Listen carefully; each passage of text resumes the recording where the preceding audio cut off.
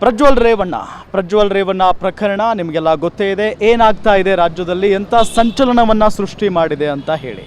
ಅವರು ಈಗ ಭಾರತದಲ್ಲಿಲ್ಲ, ವಿದೇಶದಲ್ಲಿದ್ದಾರೆ ಅಂತೆಲ್ಲ ಮಾತುಕತೆ ಶುರುವಾಗಿದೆ, ಚರ್ಚೆ ಆಗ್ತಾ ಇದೆ. ಭಾರತದಲ್ಲಂತೂ ಇಲ್ಲ, ಅವರನ್ನು ತಲೆಮರೆಸಿಕೊಂಡು ಹೋಗೋದಕ್ಕೆ ಬಿಟ್ಟಿದ್ದಾರೆ ಸರ್ಕಾರದವರು ಅಂತೆಲ್ಲ ಸಿಕ್ಕಾಪಟ್ಟೆ ಆಕ್ರೋಶ ವ್ಯಕ್ತವಾಗ್ತಾ ಇದೆ. ಇದೆಲ್ಲದರ ನಡುವೆ ಒಂದು ಪಕ್ಷ, ಜನತಾ ಪಕ್ಷ, ಇಲ್ಲಿ ಅವರನ್ನು ಹುಡುಕಿ ಕೊಟ್ಟವರಿಗೆ, ಅಂದರೆ ಪ್ರಜ್ವಲ್ ರೇವಣ್ಣ ಅವರನ್ನು ಹುಡುಕಿ ಕೊಟ್ಟವರಿಗೆ 1 ಲಕ್ಷ ರೂಪಾಯಿ ಬಹುಮಾನವನ್ನು ಘೋಷಣೆ ಮಾಡಿದೆ. ಇವತ್ತು ನನ್ನ ಜೊತೆಗೆ ಸ್ವತಃ ಜನತಾ ಪಕ್ಷದ ನಾಯಕರುಗಳೇ ಇದ್ದಾರೆ, ಅವರನ್ನೇ ನಾನು ಮಾತನಾಡಿಸ್ತೀನಿ. ಸರ್ ನಮಸ್ಕಾರ. ನಮಸ್ತೆ. ಈಗ ನೀವು ಒಂದು ಪೋಸ್ಟರ್ ಅಭಿಯಾನ ಮಾಡಿದ್ದೀರಾ, 1 ಲಕ್ಷ ರೂಪಾಯಿ ಬಹುಮಾನ ಕೊಡ್ತೀವಿ ಪ್ರಜ್ವಲ್ ರೇವಣ್ಣ ಅವರನ್ನು ಹುಡುಕಿ ಕೊಟ್ಟವರಿಗೆ ಅಂತ ಹೇಳಿ. ಏನಿದ್ರ ಉದ್ದೇಶ?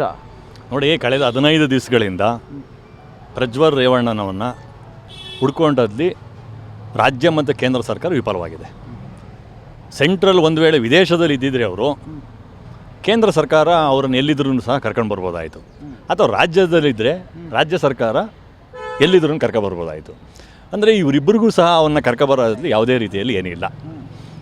ಅವ್ನು ಬಂದ್ರೇ ಇಲ್ಲಿ ಈ ಕೇಸ್ಗೆ ಪುಷ್ಟಿ ಸಿಗೋದು, ಅವ್ನು ಬರಲಿಲ್ಲ ಅಂದರೆ ಯಾವುದೇ ಕಾರಣ ಸಿಗೋದಿಲ್ಲ. ಆ ಉದ್ದೇಶವಾಗಿ ಇವತ್ತು ನಾವು ಜನತಾ ಪಕ್ಷದ ವತಿಯಿಂದ ನೋಡಿ, ಇವತ್ತು ಜನತಾ ಪಕ್ಷ ಒಂದು ಸಾಮಾಜಿಕವಾಗಿ ಮಹಿಳೆಯರ ಧ್ವನಿಯಾಗಿ, ಮಹಿಳೆಯರ ಪರವಾಗಿ ಇವತ್ತು ನಾವು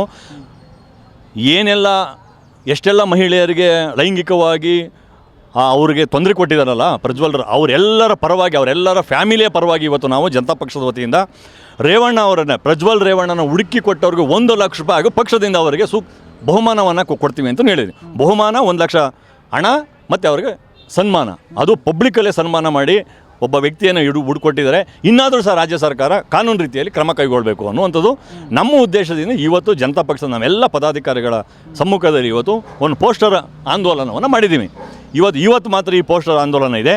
ಮುಂದಿನ ದಿವಸಗಳಲ್ಲಿ ಖಂಡಿತವಾಗೂ ಸಹ ನಾವೆಲ್ಲ ತಾಲೂಕು ಮಟ್ಟದಲ್ಲಿ, ಜಿಲ್ಲಾ ಮಟ್ಟದಲ್ಲಿ DC ಕಚೇರಿ ಮುಂದೆನೇ ಸಹ ಪೋಸ್ಟರನ್ನು ಅಂಟಿಸ್ತೀವಿ.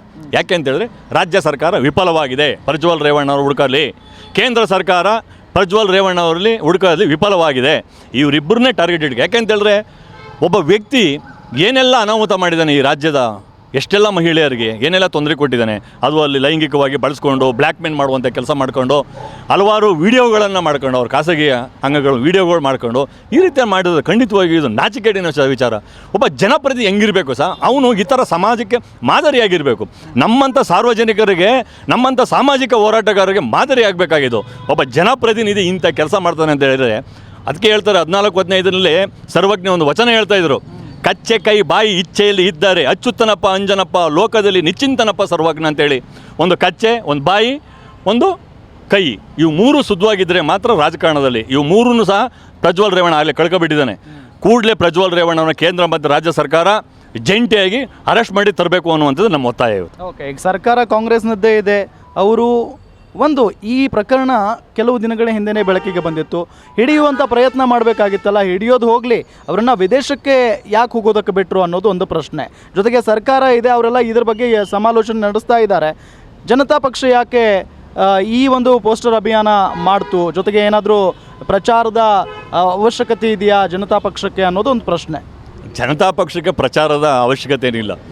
1983ರಲ್ಲಿ ರಾಮಕೃಷ್ಣ ಹೆಗಡೆ ಅವರು ಮುಖ್ಯಮಂತ್ರಿ ಆಗಿದ್ದಂಥ ಪಕ್ಷ, 89-90ರಲ್ಲಿ SR ಬೊಮ್ಮಾಯಿ ಅವರು ಮುಖ್ಯಮಂತ್ರಿ ಆಗಿದ್ದ ಪಕ್ಷ, ಈ ದೇಶಕ್ಕೆ 2ನೇ ಸ್ವಾತಂತ್ರ್ಯ ತಗೊಂಬಂದು ಕೊಟ್ಟಂಥ ಪಕ್ಷ ಜನತಾ ಪಕ್ಷ. ಆಫ್ಟರ್ ಎಮರ್ಜೆನ್ಸಿ ಇಂದಿರಾ ಗಾಂಧಿ ಅವರ ವಿರುದ್ಧವಾಗಿ ಹೋರಾಟ ಮಾಡಿ ಸರ್ಕಾರವನ್ನು ತಂದಂಥ ಪಕ್ಷ. ಮೊರಾರ್ಜಿ ದೇಸಾಯಿ ಅವರು ಈ ದೇಶದ ಪ್ರಧಾನಿಯಾದಂಥ ಪಕ್ಷ. ನಮ್ಗೆ ಯಾವುದೇ ರೀತಿಯಲ್ಲಿ ಈ ರೀತಿ ಪ್ರಚಾರ ಗಿಟ್ಟಿಸ್ಕೊಳ್ಳುವಂಥ ಕೆಲಸ ನಮಗಿಲ್ಲ.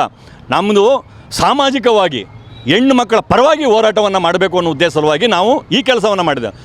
ಕೇಂದ್ರ ಮತ್ತು ರಾಜ್ಯ ಸರ್ಕಾರ ಇವ್ರನ್ನ ಹೋಗೋದನ್ನ ಬಿಟ್ಟು ಇವ್ರು ಅರೆಸ್ಟ್ ಮಾಡಿದ್ರೆ ನಾವ್ಯಾಕೆ ಈ ಕೆಲಸ ಮಾಡ್ತಿದ್ದೋ? ಇವ್ರು ವಿಫಲರಾಗಿದ್ದಾರೆ ಅನ್ನೋ ಉದ್ದೇಶವಾಗಿ ನಾವು ಇವತ್ತು ಪೋಸ್ಟರ್ ಅಭಿಯಾನ ಮಾಡಿರೋದು. ಇವರು ಸರಿಯಾದ ರೀತಿ ಕೆಲಸ ಮಾಡಿದರೆ ಖಂಡಿತವಾಗೂ ನಾವು ಈ ಕೆಲಸ ಮಾಡ್ತಿರಲಿಲ್ಲ.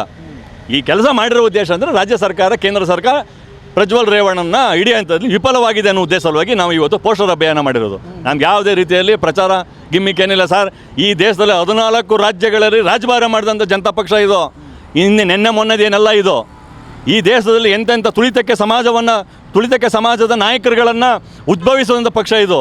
ಎಂತೆಂಥ ನಾಯಕರುಗಳು ಇವತ್ತು ಈ ಪಕ್ಷದಲ್ಲಿ ಬೆಳಕಿಗೆ ಬಂದಿದ್ದಾರೆ. ಸೊ ಇದನ್ನು ಪ್ರಚಾರ ಮಾಡಬೇಕು ಅಂತೇನಿಲ್ಲ, ಪ್ರಚಾರ ಬೇಕಾಗಿರೋರು ಬೇಕಾದ್ರೆ ಅದು ನಮ್ಮ ಪಕ್ಷಕ್ಕೆ ಪ್ರಚಾರ ಅಲ್ಲ. ನಮ್ಮ ಪಕ್ಷ ಎಲ್ಲಿದ್ರು ಜನತಾ ಪಕ್ಷ ನೇಗಿಲವತ್ತ ರೈತ ಅಂದರೆ ನಿಮ್ಮ ತಾತ ಮುತ್ತಾತ ಯಾರು ಬೇಕಾದ್ರೂ ಹೇಳ್ತಾರೆ ಹೌದು ರೀ ಜನತಾ ಪಕ್ಷ ಈ ರೀತಿ ಇದೆ ಅಂತೇಳಿ. ಸೊ ಆ ರೀತಿಯ ನಮ್ದು ಯಾವುದೇ ರೀತಿಯ ಪ್ರಚಾರ ಅಂತಿಲ್ಲ. ಒಬ್ಬ ಹೆಣ್ಮಕ್ಳಿಗೆ ದೌರ್ಜನ್ಯಕ್ಕೆ ಒಳಗಾಗಿರೋದು ಹೆಣ್ಮಕ್ಳ ಪರವಾಗಿ ಇವತ್ತು ನಾವು ಧ್ವನಿಗೂಡಿಸಿದ್ದೀವಿ ಜನತಾ ಪಕ್ಷ. ಇದಂತೂ ನಾವು ಹೇಳಕ್ಕೆ ಗ್ಯಾರಂಟಿ ನ್ಯೂಸ್, ಸುದ್ದಿ ಖಚಿತ, ನ್ಯಾಯ ನಿಶ್ಚಿತ.